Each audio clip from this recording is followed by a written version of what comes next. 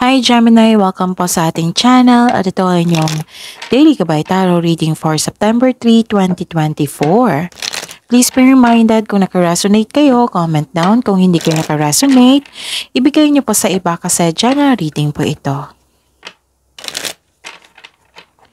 This is for you Gemini ngayong September 3, 2024.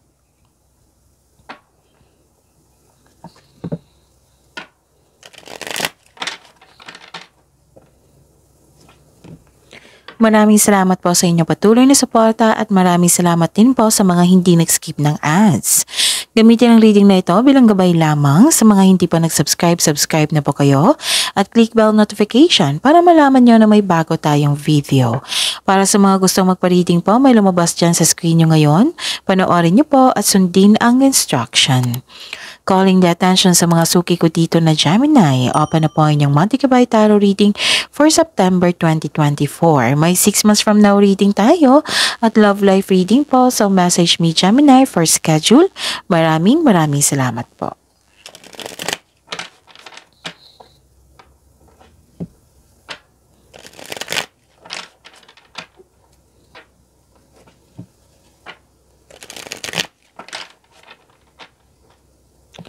Para po ito sa inyo, Gemini, ngayong September 3, 2024.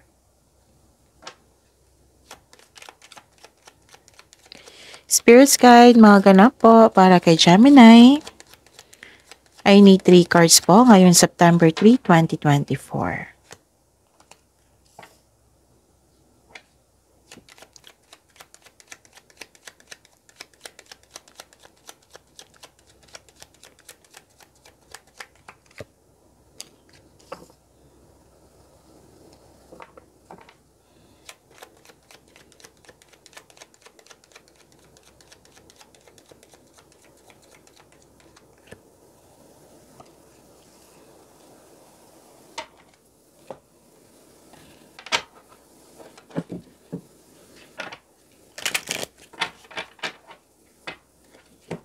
Ayos ko lang po yung camera. Saglit lang po.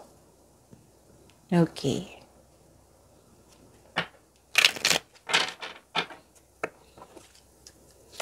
Spirits Guide, message nyo po para kay Gemini ngayong September 3, 2024. I need 2 cards po.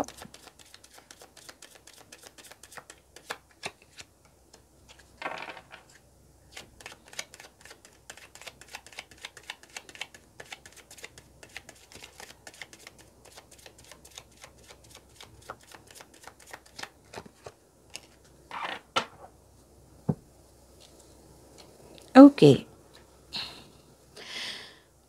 Gemini, ngayong September 3, 2024. May nakita ko dito na parang may bisita kayo or kausap kayong lalaki. Pwedeng family member mo ito or malapit sa puso mo. Yes. Pwedeng nagbigay ito ng happiness sa iyo. Natuwa ka sa kanyang intention. Natuwa ka sa kanyang pagbisita. Nakatuwa ka sa kausap mo siya. Oo. Okay. Nakikita ko rin dito na mataas ang inyong intuition. May nalaman kayong totoong intensyon ng isang tao. Pwedeng may nalaman kayong sekreto. May nalaman kayong yung intention, yung hindi siya totoo sa iyo. Pwedeng ganun, may ganap na ganyan. Nakita ko rin dito yung pagpaplano mo regarding sa inyong ambisyon. Pwedeng what I meant is parang nag-update ka dito kung saan ka na sa goal mo sa buhay. Ganon, nakita ko dito. And okay, which is very good kasi nakikita ko dito yung success eh. May success, may positive outcome, and you're very happy kasi mga nangyari. Okay? Hindi lang happy ka sa kausap mo, kundi happy ka sa positive outcome, sa resulta, sa success. This is joy and happiness. So claim nyo ito, Gemini, ha? Yung message po, Gemini, is use your keen perception and skill in making decisions. Do not delay. Gagawa po kayo ng decision. Don't hesitate too long. So, gamitin nyo po yung skill nyo. Oo. Actually, si Gemini is magaling maggawa ng desisyon. Ginagamit nyo yung talino nyo para makagawa kayo ng best decision. So, gamitin nyo po. Do not delay, do not hesitate. Okay? So, embrace the power of dance and movement to access your highest guidance. Okay? So, sabi dito, move forward po daw kayo. Move forward and don't worry, you are divinely guided. Spirit's Guide, ano po yung energy ni Gemini ngayong September 3, 2024?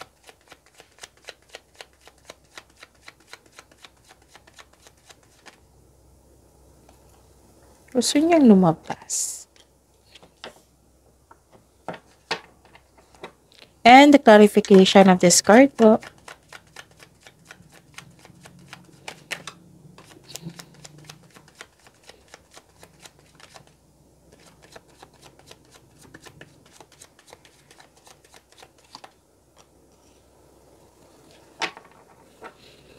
This is a daily reminder. Panoorin niyo po yung last 4 days Gabay Tarot reading niyo po. Like for example, napanood niyo ito ngayong September 3, 2024. Panoorin niyo po yung September 2, 1, August 31, and August 30. Kung may nakita o narinig kayong repeating message, kailangan niyo po iyan bigyan ng atensyon. Kung maaari po, bigyan niyo po ng solusyon at aksyon. Okay? So, again, calling the attention sa mga suki ko dito na Gemini, open na po ang inyong monthly Gabay Tarot reading for September 2024. May 6 months from now reading tayo at love life reading po. So, message me, Gemini, for schedule. Maraming salamat po. Inom muna ako ng tubig. Saglit lang po.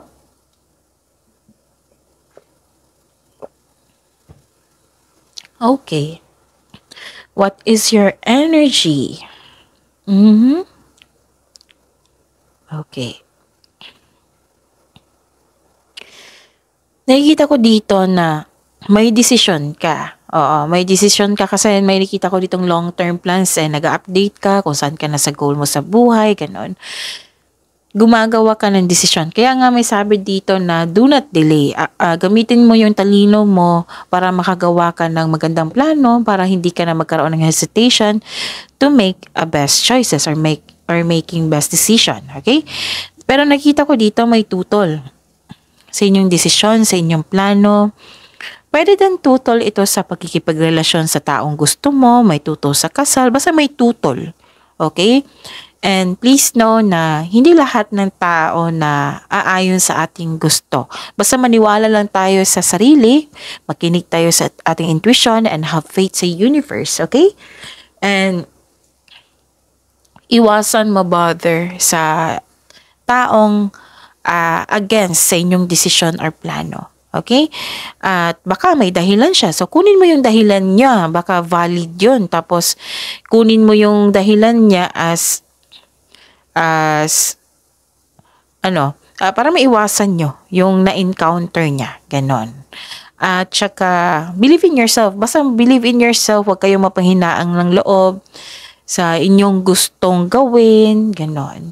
Tapos, this is a reminder also to try to have an open mind and be respectful of opposing viewpoints. Hindi na kailangan na magalit kayo, hindi na kailangan na ma-disappoint kayo sa isang tao na tuto sa inyong gusto. Kasi iba't iba tayo ay free to have our choices, ganon. Ganon talaga. sa 10 tao, may isa talaga tutol. So, kailangan natin intindihin at unawaan. Kung wala siyang maibigay na dahilan, may problema na yan. Baka nagsiselos, naiinggit. So, dapat unawaan natin instead na magalit tayo. Kasi kung magagalit tayo ang talo diba? Kayo ang matatalo niyan kung kayo ang magalit. We cannot please everyone, Gemini. So, dapat intindihin na lang natin. So, at least, kayo, nagpaiwan na you are believing in yourself. Malaking tiwala mo sa inyong desisyon, sa inyong gusto sa buhay. Diba? Kaysa maniwala kayo sa kanya tapos masunod yung gusto niya, ganon. Okay. Ano pa? Okay. Nakikita ko dito na nanindigan kayo dito eh. Yes. Actually, this is dalawang card na nagsabi dito na nag-update ka talaga sa ambisyon mo sa buhay. May na-achieve kayo sa ambisyon nyo sa buhay. Now, nag-update ka kung, kaya ko palang kumuha ng ganitong quota. Like example lang to kasi iba-iba tayo ng experience sa buhay. So, itry ko nito, baka ma-achieve ko. Ganon. So, like for example, na nakascore kayo ng 100, o sige, try ko next period na 110, baka kaya ko na. Example lang po yan ha. Okay. Kasi iba-iba kayo ng sitwasyon eh. Gemini. Yung nag-update talaga. Nag-update kayo sa inyong ambisyon sa buhay, goal nyo sa buhay. And nakikita ko dito, you are a good leader. Yes, you are a good leader.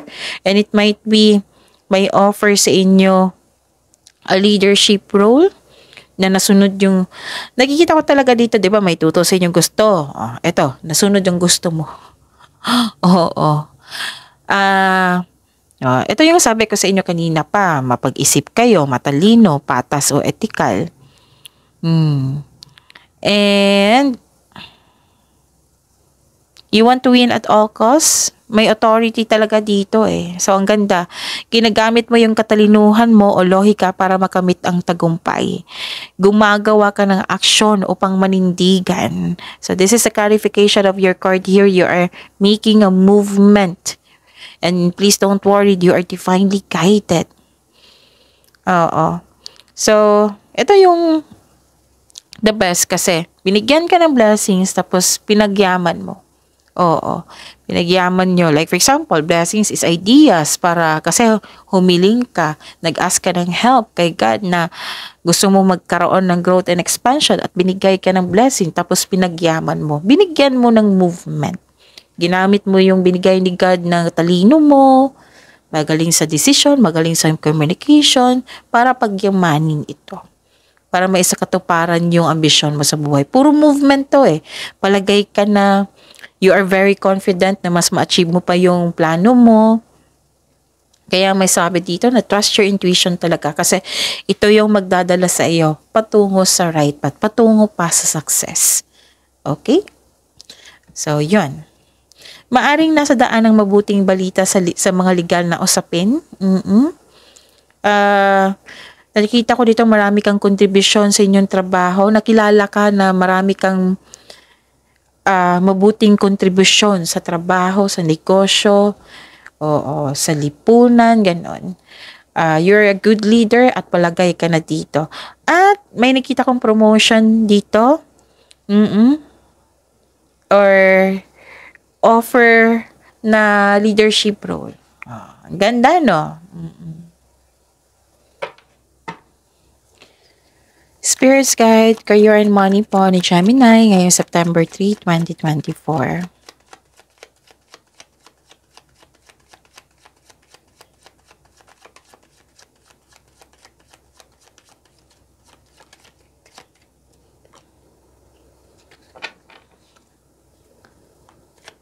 The clarification po.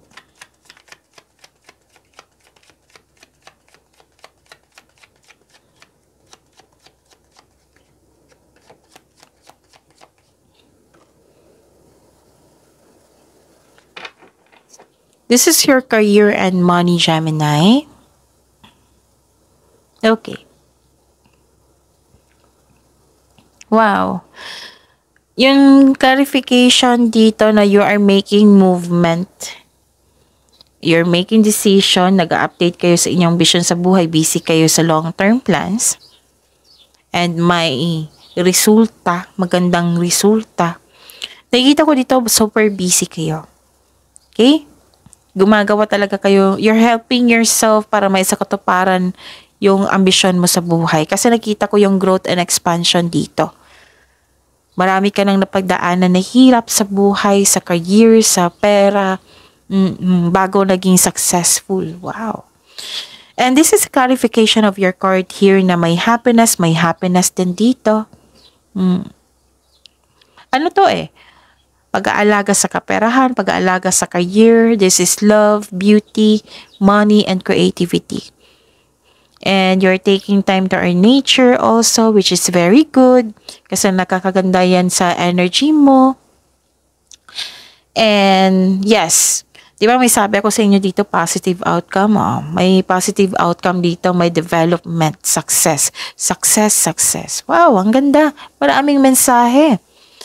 Ang mga mensahe dito, puro success, happiness, development, pleasure. Actually, ito ay pagbubunga. Pagbubunga ito ay yung pagbubungang mabuti. Oo, na parating or dumating na ngayon. This is abundance and success. Ganda ng cards nyo ngayon, Gemini. This is abundance and success, so be happy with the results of your actions. Ito yung pagbubunga, di ba? Pagbubunga sa inyong sipag kasi naging productive kayo sa araw-araw. Kaya nga pinupush kayo sa daily reading nyo, di ba? Na so move forward talaga, maging productive kayo sa araw-araw para may resulta. Ito yun. Isa na to sa resulta nyo, sa inyong sipag, resulta sa inyong sipag at tiyaga. May parating, makaka-receive ka ng malaking pera or unexpected job opportunity.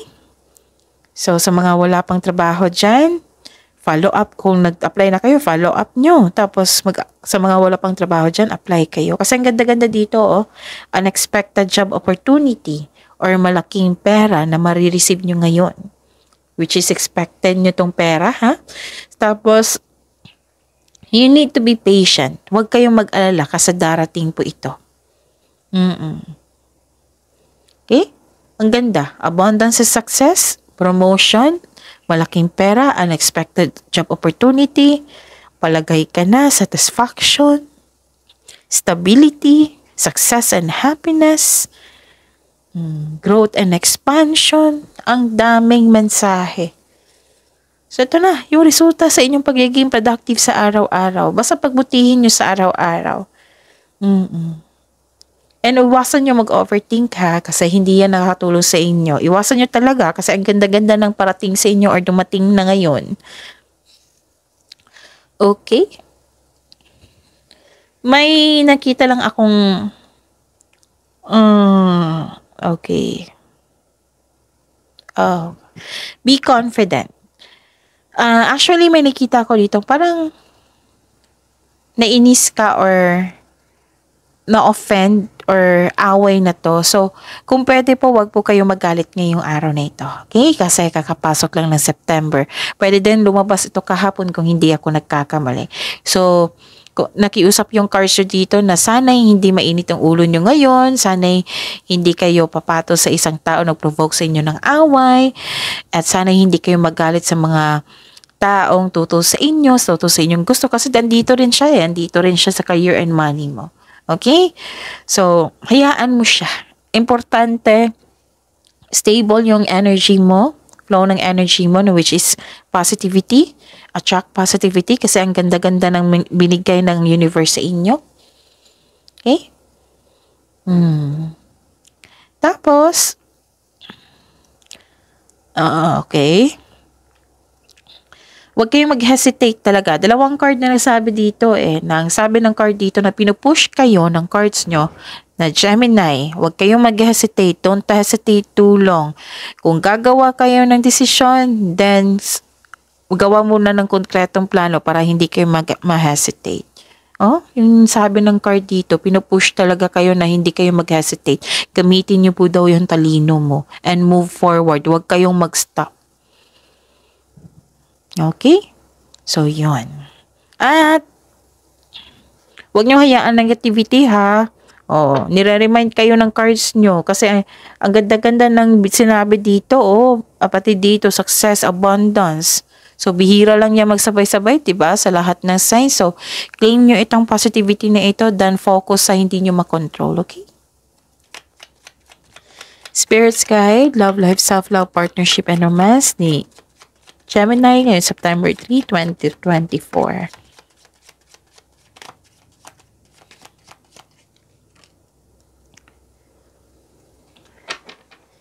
And the clarification of this card po.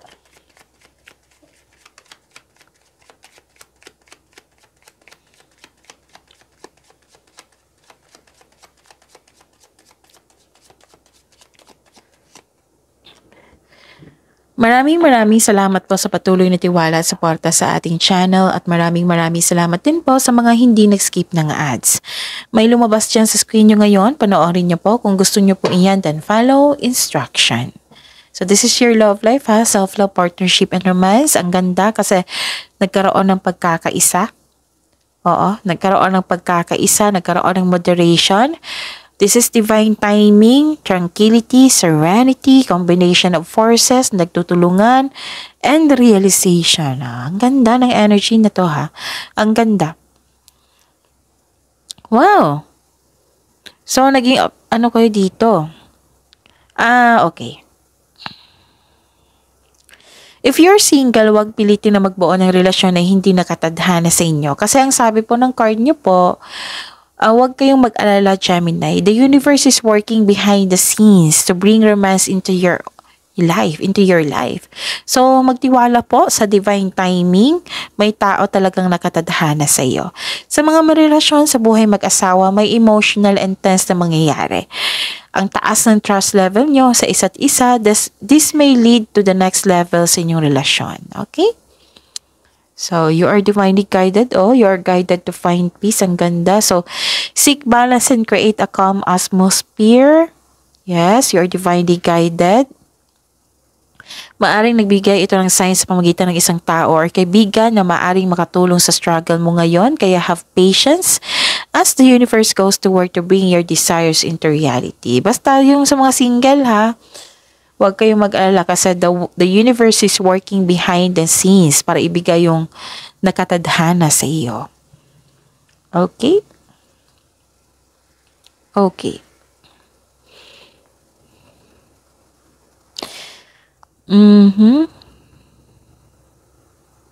Marami kang maliligaw dito sa mga single. May choices ka, iniisip mo yung right person sa iyo, na may genuine na love sa iyo. Okay. Marami kayong iniisip dito, gusto mong pumili na sa kanila, sa mga single dyan. Okay? Mag-ingat lang po sa sobrang pag-iisip, baka ito ay maghatid ng pagkakalito. Okay? Sa mga marelasyon sa buhay mag-asawa, kahit may partner kayo, may nagpahiwatig. So, temptation to. I think this is temptation kasi may nagpapahiwatig. So, sa mga committed dyan, iwas-iwas tayo kasi committed na kayo. And this is temptation may nagpapahiwatig pa rin sa iyo. So, iwas-iwas na lang kasi mahirap na. Okay? So, ang ganda. Claim this positivity, claim this maraming blessings. Wow! I-claim nyo yan ha, kasi mag-focus kayo sa sakit ng ulo. Okay? So, claim positivity, positive affirmation, yes to blessings, yes. See you tomorrow, Gemini. Please like, subscribe, and click bell button for notification para updated po kayo sa daily tarot reading natin. Maraming salamat po.